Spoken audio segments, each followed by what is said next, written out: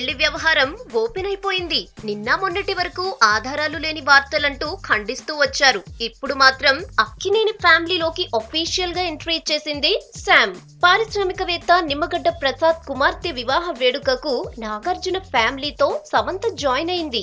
నాగ చైతన్య, సమంత ఇద్దరు కలిసొచ్చారు. ఇక నాగైతే అందరికీ పరిచయం కూడా చేసేశారట. క్రికెట్ లెజెండ్ సచిన్ కు కూడా పరిచయం చేశారట.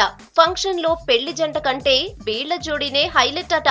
అందరి నోట వీళ్లపైనే చర్చ సాగిందట.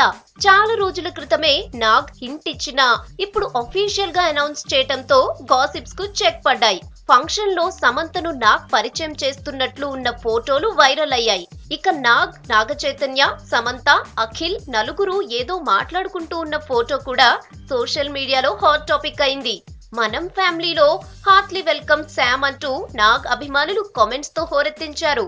ఇక సమంత వదినను అఖిల్ మరికొందరికి పరిచయం చేయటం కూడా ఇంట్రెస్టింగ్ టాపిక్ అయింది. జోడీ కుదిరేసింది, ఫ్యామిలీ ఓకే అనేసింది. ఇక మిగిలింది 3 ముళ్ళు 7 అడుగులు మాత్రమే.